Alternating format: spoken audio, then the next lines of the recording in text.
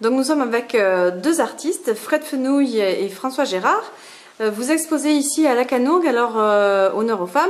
Expliquez-nous un petit peu quel est votre univers.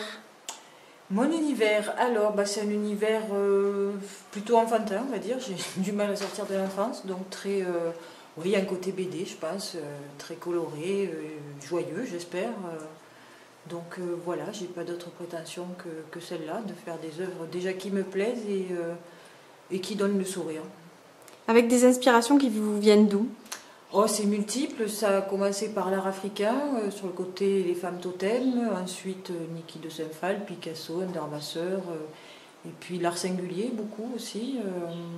Donc après des rencontres au fil des ans d'artistes, d'expositions, ça s'est construit comme ça. Donc le deuxième artiste, vous le connaissez bien? Je le connais très très bien, oui. Donc même question en fait, pour donner envie aux gens de venir voir cette expo, votre univers, il tourne autour des bambous en ce moment? Tourne autour des bambous, mais c'est plus un support pour essayer de faire passer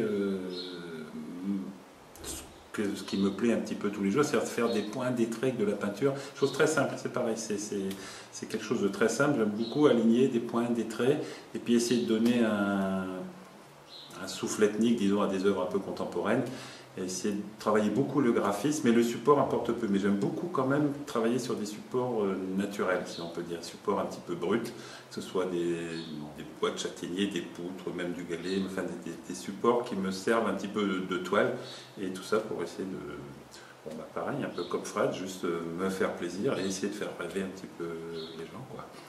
Votre inspiration, vous la puisez où?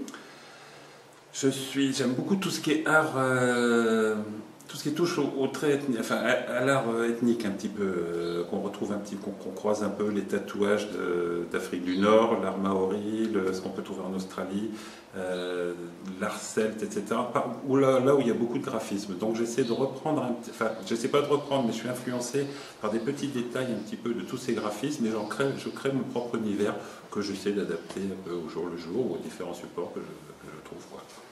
Alors comme vous êtes un couple, pour terminer, on va vous demander de dire chacun un mot de l'expo de l'autre.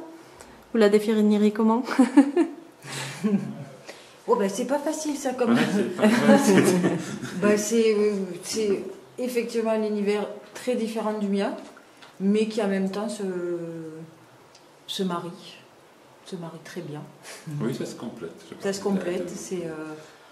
c'est du rêve, de la fantaisie, oui, tout en étant différent. La passion est la même, donc forcément ça se rejoint. C'était un signe. C'est un signe.